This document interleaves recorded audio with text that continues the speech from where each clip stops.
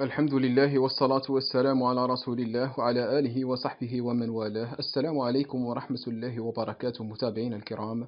نأمل أن تكونوا في أتم الصحة والعافية. بعون الله تعالى سنناقش في هذا الموضوع خبرا هاما يتعلق بقرار جديد من المجلس العلمي الأعلى. فقد صدر إعلان مهم يخص خطبة الجمعة ويهدف إلى تعزيز التواصل والتوجيه الروحي ورضا كلا الطرفين. وجاء في الإعلان نشر على الموقع الإلكتروني الرسمي لوزارة الأوقاف والشؤون الإسلامية أن التوجيه الجديد سيتم نشره بانتظام على منصات الوزارة المختلفة وصفحات المجالس العلمية الجهوية والمحلية. وقد أثار قرار الخطبة الموحدة إلى ردود فعلية متباينة بين مؤيد ومعارض، وأحدث جدالا واسعا على منصات التواصل الاجتماعي. انقسم الرواد بين من يدعم هذه الخطوة ومن يدافع عن حرية الخطيب في تحضير نص خطبته. ولكن قبل أن نكشف لكم التفاصيل، لا تنسوا الدعاء لإخوانكم في أرض العزة والكرامة، ودعمنا بالإعجاب والاشتراك وتفعيل خاصية الجرس ليصلكم كل جديد، فضلا وليس أمرا.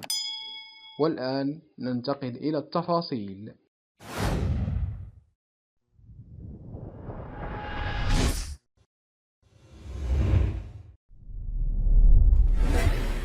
أعلن المجلس العلمي يوم الاثنين أنه سيقترح خطبة الجمعة الموالية على الخطباء كل يوم أربعاء في تمام الساعة الثانية بعد لمن يرغب في اعتمادها. وجاء في بيان مقتضب نشر على الموقع الإلكتروني الرسمي لوزارة الأوقاف والشؤون الإسلامية أن الخطبة ستنشر على موقع الوزارة وصفحاتها الاجتماعية، وكذلك على صفحات المجالس العلمية الجهوية والمحلية. وقد أثار اعتماد خطبة موحدة في الأسبوعين الماضيين ردود فعل متباينة، حيث انقسم الناس من مؤيد ومعارض. وقد أحدث هذا القرار جدلا واسعا على المنصات التواصل الاجتماعي، حيث انقسم المستخدمون بين مؤيد للقرار ومؤيد لحق الخطيب في إعداد النص خطبته. فكان هذا هو إعلان المجلس العلمي الأعلى، وهو خطبة اختيارية. فهذا الحل هو حل سيرضي الجميع، ونسأل الله التوفيق للجميع. انتهى مقطعنا لهذا اليوم، ونشكركم على دعمكم وجزاكم الله خيرا. السلام عليكم ورحمة الله وبركاته.